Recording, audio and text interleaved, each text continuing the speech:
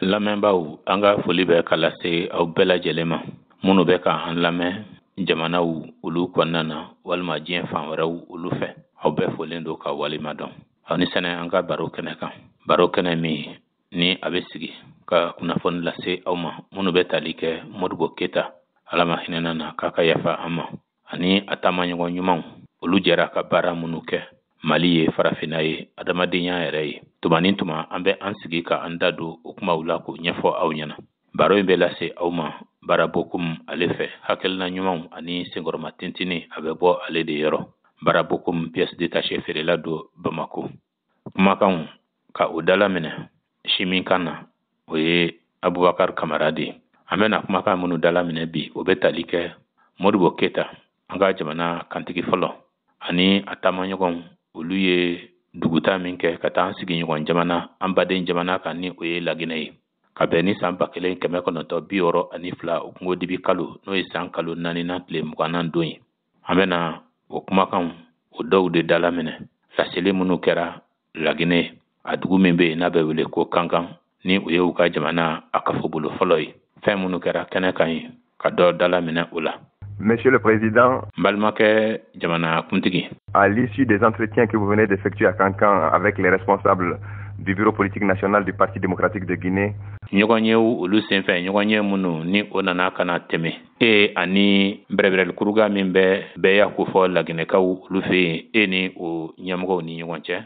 Voulez-vous, à l'intention des auditeurs de la radiodiffusion nationale du Mali, nous faire une déclaration? Yala i bɛ se ka laseli kɛ an ka faso a laselida o lamɛnbaaw tɔgɔ la wa? Nous avons eu à Kankan à nous entretenir avec les camarades du bureau politique national du PDG RDA. Bɛrɛbɛrɛli kuruga min bɛ Laginɛkaw olu fɛ yen min bɛ bɛɛ y'a ko fɔ o ɲɛmɔgɔyasoba o ni an jɛra ka et des représentants de certains départements ministériels. Ani ciden dɔw minnu ni olu bɛ bɔ bolofaraw la n'o ye kotigiso bolofaraw ye.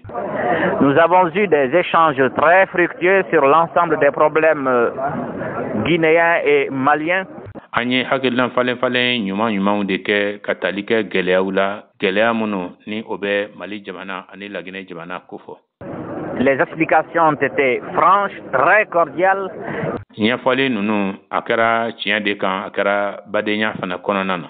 Et nous sommes arrivés à des conclusions qui vont permettre de renforcer encore plus étroitement les liens qui existent déjà entre la République de Guinée et la République du Mali. Wa an sera fana ka bɛn fɛn dɔw kan o bɛna kɛ sababu ye hali bi ka labanbanni kɛ ka an surunya ɲɔgɔn na zanko jɛɲɔgɔnya siraw la jɛɲɔgɔnya sira minnu ni olu bɛ Laginɛ jamana ani Mali jamana ni ɲɔgɔn cɛ ka ban. Ce que nous devons considérer et qui ne doit jamais échapper à un Malien. An ka kan ka min jate ni Malika fansi man kan ka fili min na an man kan ka ɲinɛ min kɔ. C'est que le sort du Mali est intimement lié à celui de la Guinée. O de k'a fɔ ko an ka jamana dakan o nɔrɔlen don Laginɛ dakan de la. Comme le sort de la Guinée est intimement lié au sort du Mali. I n'a fɔ fana Laginɛ dakan o nɔrɔlen bɛ Mali dakan na cogo min na. Nos deux États sont donc condamnés, nos peuples sont condamnés à coopérer ensemble. O la jamana fila minnu filɛ nin ye a jamana kɔnɔden fila minnu filɛ nin ye olu wajibiyalen don u ka jɛ k'u bolo di ɲɔgɔn ma ka baara kɛ ɲɔgɔn fɛ. C'est ce que nous-mêmes nous avons constaté cette fois. Wa an yɛrɛkun de fana ye o de kɔlɔsi. Je vous remercie, Monsieur le Président. Mais il faut balimakɛ jamana kuntigi. Jeudi 19 avril, la délégation du bureau politique national de l'Union soudanaise RDA. Alamisa don ni o bɛnna ngodibi kalo o tile 12 ma n'o ye san kalo 4nan ye ciden kulu min bɛ yen ni o bɛ Union soudanaise RDA ko fɔ Mali ta fan fɛ. Conduite par le président Modibo Keyita. Ni o ɲɛmɔgɔya bɛ Modibo Keyita bolo. Devant rencontrer une délégation du bureau politique national du PDG RDA. Ale kun kan ka ciden kulu dɔ ka olu bisimila bɛrɛbɛrɛliko na sira fɛ min ni o bɛ bɔ Laginɛ o ka fara ɲɔgɔn kan bɛɛ y'a tɔn yɔrɔ. Conduite par le président Sékou Touré. Ni o ɲɛmɔgɔya bɛ jamanakuntigi Sékou Touré bolo.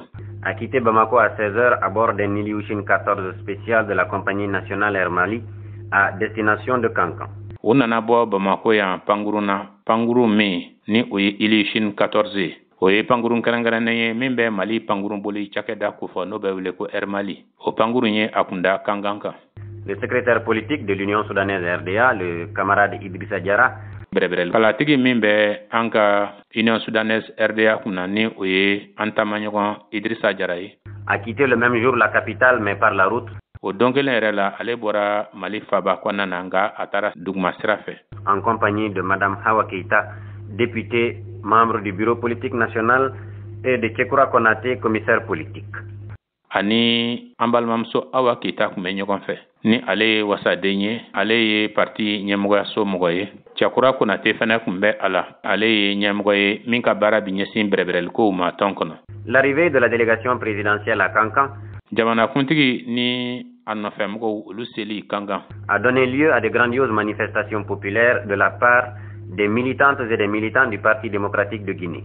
O kɛra sababu ye ka na ni nisɔndiya ni ɲagalikow caman de ye ɲɔgɔn lajɛrɛko nasira fɛ min ni o nana ka na kɛ tɔndenw olu fɛ, tɔnden minnu ni o bɛ Laginɛ jamana ka bɛɛya kuruga ko fɔ. Le bureau politique national du PDG, sous la conduite du secrétaire général Sékou Touré, ɲɛmɔgɔyaso min bɛ Laginɛ bɛɛya kuruga la n'o y'a politiki tɔnba ye ni a ɲɛmɔgɔya bɛ an taamaɲɔgɔn forobaakalatigi Sékou Touré bolo, était déjà au grand complet quand l'Ilyushin 14 s'immobilisa. Olu mɔgɔw bɛɛ lajɛlen dafalen tun bɛ pankurunjigi kɛnɛ kan ye tuma min na ni pankuru yɛrɛ nana ka na jɔ ten kɛlɛw. Le président Sékou Touré et M. Saïfoulaye Diallo, président de l'Assemblée nationale de la République de Guinée, jamanakuntigi Sékou Touré ani an balimakɛ Saïfoulaye Diallo ni ale ye Laginɛ jamana wasabulon ɲɛmɔgɔ ye, allèrent ainsi accueillir le chef d'État malien au bas de la passerelle. Olu farala ɲɔgɔn kan ka taa Mali jamanakuntigi ka a kunbɛn pankuru a bɔda yɛrɛ la jigin-jiginnan fɛ. Après l'accolade fraternelle, les deux chefs d'État sont allés s'incliner devant l'emblème national de Guinée. Badenya poro ɲɔgɔnkanni kɛlen kɔfɛ ni jamanakuntigi fila u taara ka taa tasi minɛ hakilina jigin yɔrɔ la min bɛ Laginɛ jamana yɛrɛ kofɔ. Et les deux hymnes maliens et guinéens étaient exécutés par la fanfare du bataillon du camp Sundiata basé à Kankan. Ani jamana fila ninnu olu ka yɛrɛma hɔrɔnya dɔnkili nana ka na da kɛlɛbolokulu dɔ fɛ min bɛ kan Sunjata kofɔ ni olu dakalen filɛ nin ye Kankan Laginɛ jamana kan. Ils passèrent ensuite en revue un détachement de l'armée qui leur rendait les honneurs. O kɔfɛ u sɔrɔla o la ka taa u ɲɛ da kɛlɛbolo bolofara dɔ kan min ye u ka bonya lasegin u ma. Après la présentation des corps constitués, dont le bureau politique national du PDG, tila kɛlen kɔ ɲɛfɔli la ɲɛfɔli minnu ni u bɛ maabaw kofɔ minnu tun bɛ kɛnɛ kan ye ni o ye PDG bɛɛya kuruga min bɛ Laginɛkaw fɛ yen o ɲɛmɔgɔyaso mɔgɔw. Les deux délégations prirent place à bord de voitures et la longue procession s'élança en direction de Kankan. Nin cidenkulu fila ninnu olu nana ka na don ka u sigi mɔbili kɔnɔna na. O la a jamakulu sɔrɔla o la ka sɛnsɛnni daminɛ sa k'u kunda Kankan kan. Des deux côtés du boulevard menant de l'aéroport de Kankan à la Villa Sili, résidence du chef de l'État malien, fɛrɛkɛnɛ in n'o ye siraba in ye a kɛrɛ ni a kɛrɛdɔ k'a daminɛ Kankan a pankurujigi kɛnɛ la fɔ ka taa se jatigila yɔrɔba min bɛ yen n'o tɔgɔ dalen don Sili la n'o ye Mali jamanakuntigi ale yɛrɛ jatigila ye. Les militantes et les militants du Parti démocratique de Guinée s'étaient serrés en rang impeccable, la plupart de blancs vêtus. Tɔnden cɛman ani musoman minnu ni o bɛ Laginɛ bɛɛya kuruga kofɔ n'o y'u ka politiki tɔnba ye olu kun nana ka na fara ɲɔgɔn kan ka tugun ɲɔgɔn na yecogo la dantɛ min ɲɛ la dantɛ a fɔli la ka ɲɛ wa u fanba fini jɛman de tun bɛ u la. Pour réserver au président Modibo Keïta et la délégation du bureau politique national de l'Union soudanaise RDA un accueil à la fois plein de chaleur et d'enthousiasme. Walsa min ye Modibo Keïta ani a nɔfɛ jama min bɛ yen ni o ye Union soudanaise RDA o cidenw ye ka u kunbɛn ɲagali dan bɛɛ lajɛlen na ani mɔgɔya dan bɛɛ lajɛlen kɔnɔ. Le nom Sili, qui est immortalisé en République de Guinée, est en soi tout un thème politique. Tɔgɔ min bɛ yen n'o bɛ wele ko Sili o donnen don sabaliya kɔnɔna na Laginɛ k'o kɛ bada ye. O fɔcogo yɛrɛ fɛ o kɔni ye kumasen de ye bɛrɛbɛrɛliko nasira fɛ politikiko nasira fɛ. Il évoque en effet la vie du plus grand mouvement politique d'Afrique noire, le Rassemblement démocratique africain. A bɛ kuma ɲɛnamaya de ko la ɲɛnamaya min ni o bɛ politikitɔn belebele kofɔ politikitɔn belebele min ni ale ɲɔgɔn tɛ farafinna o gun kan ni o de ye farafinna ka fara ɲɔgɔn kan bɛɛya tɔnba. Sili est le nom sousou de l'éléphant. Sili ale ye sama tɔgɔ de ye sosokan na. Symbole de la force mais également de paix.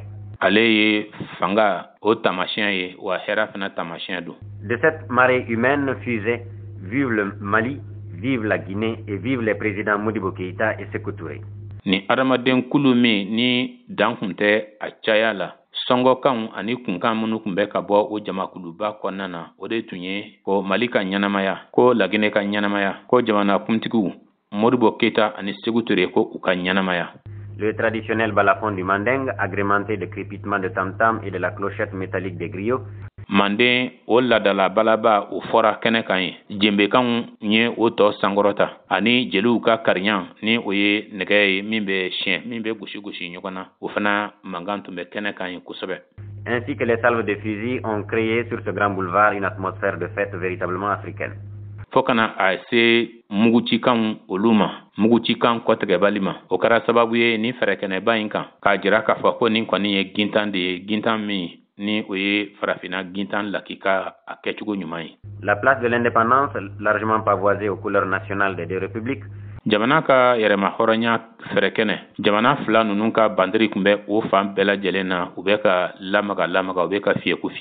Devait tout d'abord offrir au chef de l'État malien et à la délégation un spectacle bien émouvant. O fɛrɛkɛnɛ min filɛ o ye o kun ka kan ka fɛn min jira Mali jamana kuntigi la ani ciden minnu kun bɛ a nɔfɛ o ye filɛlifɛn ye filɛlifɛn min ni ɲɛ tɛ se ka se a dan na a ɲɛ a n'a diya fɛ. Car chacun a senti là battre le cœur d'une nation trépidante d'activité.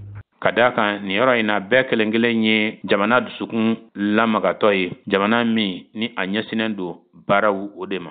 Mais avant le défilé, le secrétaire général de la sous-section du PDG RDA de Kankan nga ka kɔn kulu olu bɔli la ka u yɛrɛ yira ka taama jama ɲɛkɔrɔ tɔn a duguma bolofara min bɛ yen o foroba kalatigi min bɛ PDG RDA k'u fɔ Kankan mara la a au nom de tous les militantes et de toutes les militantes de cette région ale nana kana kuma ta tɔnden cɛmanw ani musomanw bɛɛ lajɛlen tɔgɔ la marayɔrɔ in tɔgɔ la souhaiter la bienvenue au président Modibo Keita en déclarant a y'a fɔ ko Modibo Keita ni a taamaɲɔgɔnw ko olu bɛɛ lajɛlen ka u bisimila a ye fɛn min fɔ o filɛ nin ye. Monsieur le secrétaire général de l'Union soudanaise RDA. An balimakɛ Union soudanaise RDA foroba kalatigi. Chers amis maliens. Teri kanunɛw malikaw. Les militants et les militantes de la section de Kankan du Parti démocratique de Guinée. Tɔnden cɛmanw ani a musoman minnu bɛ Kankan min bɛ Laginɛ o bɛɛ y'a tɔn kofɔ. Adresse leurs souhaits de bienvenue et de bon séjour aux illustres hôtes du Parti démocratique de Guinée que vous êtes.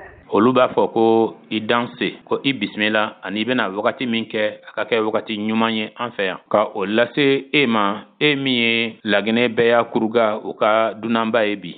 En vous exprimant nos vœux les meilleurs. An bɛ an ka laɲini sɛbɛma de ta ko o lase i ma. Nous ne pouvons contenir notre joie et notre fierté légitime. An tɛ se ka an ka ɲagali to jirabali ye ani an ka ɲagali min yɛrɛ ni o bɛ bɔ an dusukun na jamana kɔnɔdenya nasira fɛ.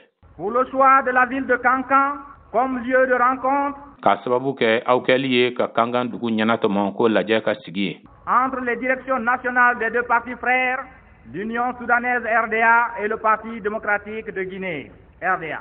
Ɲɛmɔgɔyasow olu ni ɲɔgɔn cɛ min bɛ nin parti fila kofɔ ni olu ye sinjimaw ye. Union soudanaise RDA ani bɛɛ y'a kuruga min bɛ Laginɛ jamana kofɔ. Pour ce choix, nous exprimons nos vifs remerciements au bureau politique de l'Union soudanaise et du Parti démocratique de Guinée. Ka tali kɛ o sugantili o la an bɛ an ka barikadali jira ɲɛ bɛɛ lajɛlen ma Union soudanaise RDA la Mali ta fanfɛ ani bɛrɛbɛrɛli kurugaba min bɛ Laginɛ ni o ye PDG RDA ye. Frères et amis maliens, vous êtes ici chez vous.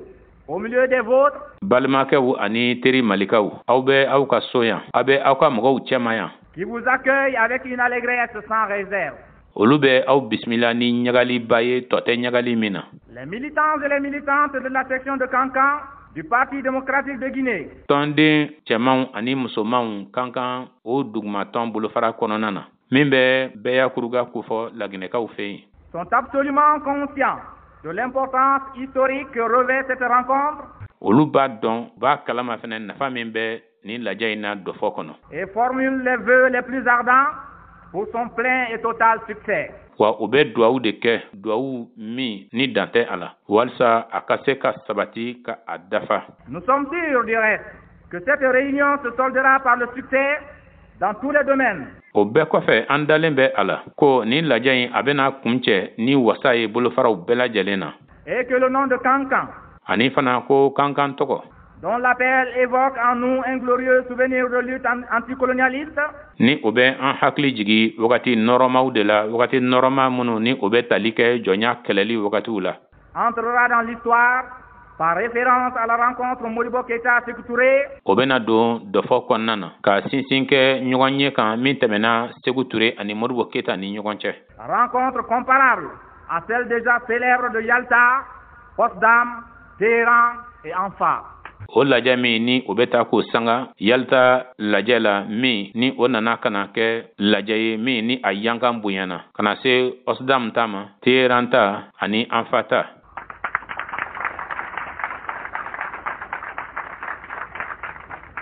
L'Union soudanaise RDA et le PDG RDA Union soudanaise RDA ani PDG RDA sont unis par 16 ans de lutte politique commune. Olu kɛlen do kelen ye san 16 politikiko kɛlɛ jɛ ka kɛlɛ o fɛ. Avec des objectifs communs, avec des moyens identiques. U ka kuntilennaw ye kelen ye wa u ka baarakɛminɛnw ani u sekow fana olu ye kelen ye. Issus du peuple, fidèles au peuple, nos deux partis ont conquis tous les pouvoirs par la seule force des masses populaires exploitées. An ka tɔn fila ni u bɔra jamana kɔnɔdenw olu de la wa u na to kantigiya la fana jamana kɔnɔdenw olu ma ka a sababu kɛ fanga ye fanga min n'o nana sɔrɔ faso jama la olu minnu ni olu bisilen kun do k'u kɛ jɔn ye. Les forces rétrogrades du colonialisme ont combattu nos deux partis avec le même acharnement et la même férocité. Jɔnya fanga minnu bɛ yen ni o bɛ lasegini kɛ kɔfɛ olu ye an ka politikitɔn fila in kɛlɛ u y'a a kɛ ni seko kɔtigɛbali dan bɛɛ lajɛlen ye ani kɔnɔna juguya dan bɛɛ lajɛlen ye. Et leur réserve certainement aujourd'hui encore le même sort.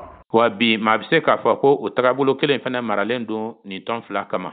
Depuis le congrès du RDA tenu en septembre 1957 à Bamako. Kabini RDA ka lajɛ min ni o kɛra Bamako n'o nana kɛ san 1957 o tulafin kalo n'o ye san kalo 9nan ye. Et le référendum de septembre 1958.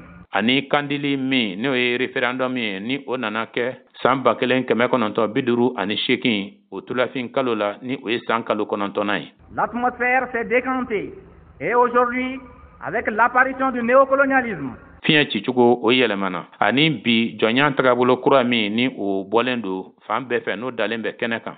Les choses se sont précisées et nos deux guides, Modibo Keïta et Sékou Touré, ko tɔw nana ka na sɛmɛntiya ka pereperelatigɛ ani an ka ɲɛmɔgɔ fila n'o ye Modibo Keïta ani Sékou Touré ye. Qui ont toujours défendu au sein du grand RDA des points de vue toujours similaires quand ils ne sont pas identiques, se retrouvent de rechef à Kankan. Olu minnu n'o wulila k'u jɔ ka lafasali kɛ an ka tɔn barikama RDA kɔnɔ u ka hakilina minnu ni olu ka surun ɲɔgɔn na hali n'a kɛra k'a fɔ ko u tɛ kelen ye wa u ɲɛmɔgɔ fila olu nana ka na ɲɔgɔn sɔrɔ ko kura Kankan. Devant les impératifs de notre évolution commune. Ka kɛ ni an ka jɛ ka yiriwa bɛ fɛn minnu wajibiya an kan. Dans une conjoncture africaine et internationale menacée par toutes sortes d'impérialisme. Gɛlɛya o kɔnɔna na gɛlɛya minnu ni u bɛ farafinna kɔnɔna na wa n'a bɛ diɲɛ selekinaani kɔnɔna na fana ni a tagasira bɛ ka papa fana wuruneya n'o ye fangajugu a yɛlɛmacogo bolow sugu bɛɛ fɛ. Et en face de ce dangereux néocolonialisme, ani o jɔnya kɛcogo kura min ni o jɔlen don an ɲɛfɛ. L'Union soudanaise et le Parti démocratique de Guinée ont ainsi répondu à l'immense espoir de l'Afrique de demain en organisant cette rencontre. Union soudanaise ni ka fara bɛɛ y'a tɔn min bɛ Laginɛ olu ye jaabili kɛ ka ɲɛsin jigiyaw caman ma minnu min ni o bɛ tali kɛ farafinna a sinin ko la ka ni lajɛ sigi sen kan o hakilinaw kɔnɔna na. Frères maliens, profitant de cette occasion qui m'est offerte de m'adresser à vous. Baden malikaw ni sababuya min dilen bɛ n ma ko n ka kuma ka ɲɛsin aw ma. Et prenant la permission de déborder le cadre de notre section. Ani yamariya talen kɔfɛ n ka bɔ an ka tɔn duguma bolofara o kibariyaw kɔnɔ. Je puis vous affirmer sans embâche que la section de Kankan. N bɛ se k'a fɔ aw ɲɛna ka siga bɛɛ lajɛlen bɔ a la ko tɔn duguma bolofara min bɛ Kankan. Et les 162 autres sections sœurs du Parti démocratique de Guinée font confiance absolue à leur bureau politique national. ani tɔn a bolofara wɛrɛ 162 minnu bɛ yen minnu ni olu ye Laginɛ bɛɛ a tɔn bolofaraw ye olu bɛɛ lajɛlen kɛlen don ka danaya ta siga tɛ danaya min na ka ɲɛsin u ka tɔn ɲɛmɔgɔyaso ba ma jamana kɔnɔ. Donc nous sommes prêts de jour comme de nuit à exécuter tous les mots d'ordre. O la anw labɛnnen don su fara tile kan fɛn fɛn mana fɔ an ɲɛna an na o kɛ. Et à suivre à la lettre toutes les instructions. Wa a mana fɔ an ɲɛna k'an ka baaraw kɛ an na a kɛ k'a minɛ o dabada ma.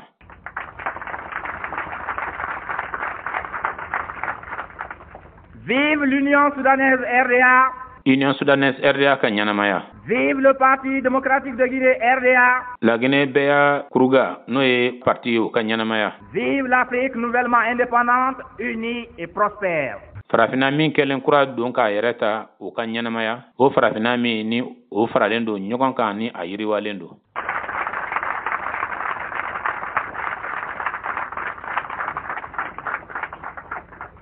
Puis ce fut le défilé animé par la fanfare du bataillon de Kankan. O kɔfɛ ka bɔ sa ka yiraliw kɛ jama la o nana kana kɛ Kankan a nantigikulu olu ka famaburu fiyɛbagaw fɛ. Qui exécutait des chants populaires guinéens à l'allure martiale. O nana kana Laginɛ jamana kɔnɔdenw olu ka foroba dɔnkiliw dɔw da o dacogo yɛrɛ fɛ a na kɛ I kɔnɔ k'a fɔ ko I bɛ nantigiw olu ka mara dɔ kɔnɔna yɛrɛ la. Ce fut tout d'abord la JRDA, drapeau en tête, qui passa devant la tribune officielle. Fɔlɔfɔlɔ JRDA olu de nana kana tɛmɛ olu ka drapeau kun bɛ u bolo ɲɛfɛ olu nana tɛmɛ faamaw olu ka gwɛlɛ ɲɛkɔrɔ. Ce qu'il faut retenir de cet événement, fɛn min ka kan ka to mɔgɔ hakili la nin lajɛ in kun kan. C'est certainement le défilé de certaines corporations de travailleurs. O ye baarakɛlaw olu ka fara ɲɔgɔn kan kulu dɔw ka bɔli ye ka u yɛrɛ jira. Nous avons ainsi noté l'inspection du travail, les magistrats en habit. O la an ye min kɔlɔsi o ye baara kɔlɔsili ɲɛmɔgɔyaso ye kiiritigɛlaw minnu bɛ u ka kiiritigɛ fini na. L'Office national des transports. Faso cakɛda min sigilen don sen kan adamadenw n'u bolofɛnw dɔnni na. Les travailleurs des PTP avec instruments acoustiques et parloirs téléphoniques. Baarakɛla minnu bɛ yen n'olu bɛ PTP kɔnɔ an'u ka fɔlikɛ minɛnw ani u bɛ kuma ɲɔgɔn fɛ sira minnu fɛ nɛgɛjuru sira minnu fɛ. L'éducation nationale, l'eau et l'électricité de Guinée. Laginɛ jamana a ka kalan ɲɛmɔgɔyaso fo kana se ji ni yelen o cakɛda ɲɛmɔgɔyaso ma Laginɛ. Les infirmières et sages-femmes de la santé publique tenant un bébé et des instruments d'aseptisation. Foroba kɛnɛyako muso minnu bɛ lajiginin kɛ ani furakɛlikɛlaw den kun bɛ olu bolo wa minɛn wɛrɛw fana kun bɛ u bolo kɛnɛ kan. Les cheminots et certaines professions libérales. Nɛgɛsira cakɛda mɔgɔw fo kana a ɲɛsin sɔrɔnadonnaw ani mɔgɔ minnu bɛ sɛbɛn lakodɔnnenw dilan sariya fɛ n'o ye avocaw ni u jɛɲɔgɔn tɔw ye. Nous avons également vu les jeunes filles de la JRDA à Vespa, à moto, certaines conduisant même des tracteurs. An ye JRDA npogotigininw fana ye dɔw bɛ moto la dɔw bɛ Vespa la wa dɔw yɛrɛ fana bɛ yen olu kun bɛ tracteur la ni o ye progo belebele ye min n'o bɛ sɛnɛ ni makokow caman ɲɛfɔ cikɛ hukumu kɔnɔ. Dans la nuit, à partir de 21h, d'autres spectacles ont été offerts à la délégation malienne. Sufɛ surafanatɔw dunnen kɔ tumare 21 na ɲɛnajɛ ko wɛrɛw fana olu nana kana yira Mali cidenkulu la. Un concert par l'ensemble instrumental de Guinée, dont nous vous donnerons plus tard quelques échos. Dɔnkilida ni dɔn ni fɔli o kɛra Laginɛ a fɔli kɛ jɛkulu n'a dɔnkilida jɛkulu n'a dɔnkɛ jɛkulu fɛ fɔ wagati wɛrɛw la an bɛna kana o kunkan dɔw lase aw ma. Et la projection d'un film sur la rencontre de Conakry des 3 chefs d'État du Mali, de la Guinée et du Ghana. O kɔfɛ u nana kana ja dɔ fana bɔ min bɛ tali kɛ Conakry lajɛ la jamanakuntigi 3 minnu kun bɛ o kɛnɛ kan n'o bɛ tali kɛ Mali ta Laginɛ ta ani Ghana ta la. Rencontre qui, on le sait, a permis de jeter les jalons de l'unité africaine. O lajɛ min filɛ o ye an b'a kalama k'a fɔ ko de kɛra sababu ye ka farafina ka kelenya tɔn o jusigilanw dilan. Et d'où est sortie l'Union des États africains. Wa o jusigilanw fana na fɛn min nana kana bɔ o kɔnɔna na o de farafina jamanaw ka fara ɲɔgɔn kan tɔn ye. Le lendemain matin, à partir de 7h, les 2 délégations nationales se sont retrouvées dans la grande salle de conférence de la permanence du PDG de Kankan. O dugusajɛ sɔgɔmada fɛ tumare 7 nin cidenkulu minnu b'u ka jamanaw kofɔ olu nana kana ɲɔgɔn sɔrɔ lajɛkɛsoba kɔnɔna na min ni o bɛ PDG RDA ale ka tuma bɛ ɲɔgɔn ye so kofɔ Kankan. Et ont aussitôt entamé les travaux sans désemparer. O yɔrɔ bɛɛ lajɛlen na u nana kana baaraw daminɛ ka taa sɔrɔ u ma u lafiɲɛ yɛrɛ bɔ. Jusque très tard dans la nuit, hormis les heures de restauration. fo ka taa se k'a fɔ ko dugu tilara fo ni a kɛra dumunikɛ wagatiw ye. Pendant ce temps, les militantes et les militants du PDG, o wagati kɔnɔna na tɔnden cɛman ni musoman minnu ni olu bɛ PDG ko fɔ. Confiant en la qualité des deux grands lutteurs de l'indépendance africaine que sont Modibo Keïta et Sékou Touré, u dalen kɔ ni ɲɛmɔgɔba fila olu ka jogo ɲuman na ɲɛmɔgɔba fila minnu ni olu de ye kɛlɛ kɛ walisa farafinna k'a ka yɛrɛma hɔrɔnya sɔrɔ n'o ye Modibo Keïta ani Sékou Touré ye. Confiance également à la détermination des membres de deux délégations nationales. u dalen kɔ fana nin ciden kulu fila minnu bɛ jamanaw kofɔ olu ka cɛsiri la. Se donnait à cœur joie dans des fêtes folkloriques dont la variété surprendrait l'observateur étranger. Nunu tɔnden nunu tun bɛ ka la ɲɛnajɛli kɛ kosɛbɛ ni fɔli ani dɔnkiliw ni dɔnsew ye. Wa a dɔnw a n'a dɔnkiliw n'a a fɔli o suguyaw cayali o tun bɛ kɛ fɛn ye min ni o tun bɛ bala dunan kɔlɔsilikɛla la. Profitant d'un laps de temps, le chef de l'État malien a reçu sur la terrasse de la Villa Sili les Maliens résidant à Kankan.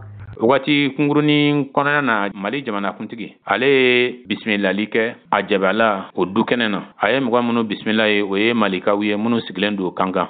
Venu lui prodiguer leur encouragement pour son action inlassable en faveur des populations maliennes. O malikaw nana kana u ka lajijali kumaw fɔ a ye ka sababu kɛ a ka baara ɲumanw ye ka ɲɛsin Mali jamana ma. Et sa lutte énergique pour la libération totale du continent africain. Ani a ka baara min ni a bɛ k'o kɛ ni galabu ye walisa farafinna ale bɛ se ka hɔrɔnya pepewu ka bɔ jɔnya ma. La rencontre des deux bureaux politiques de l'Union soudanaise RDA et du Parti démocratique de Guinée PDG RDA. Parti ɲɛmɔgɔyaso fila ninnu min bɛ Union soudanaise RDA kofɔ ani PDG RDA la Guinée a fait l'objet de la publication ce matin d'une résolution. Bi sɔgɔmada in na o nana kana bange laseli dɔ la bɛnkan dɔ la. Après la signature de laquelle les deux chefs des deux délégations, Modibo Keïta et Sékou Touré, u bolonɔ bilalen kɔ o sɛbɛn na ni ciden kulu fila ninnu ɲɛmɔgɔw n'o ye Modibo Keïta ani Sékou Touré ye. Se sont étreints fraternellement sous les flashs de la presse filmée et les applaudissements de l'assistance. Olu nana kana u sɔgɔ ɲɔgɔn na ɲɛ bɛɛ ma badenya kɔnɔna na. Kunnafonidilaw olu ka jatalan yelenw ani jajurutalanw olu ɲɛkɔrɔ ani filɛlikɛlaw olu ka tɛgɛrɛ warawarakanw. Voici cette résolution. O bɛnkan o filɛ nin ye. Le bureau politique national du Parti démocratique de Guinée RDA. Ɲɛmɔgɔyaso min bɛ PDG RDA la. Et le bureau politique national de l'Union soudanaise RDA. Ani ɲɛmɔgɔyaso min bɛ Union soudanaise RDA la. Désireux d'améliorer les rapports d'amitié.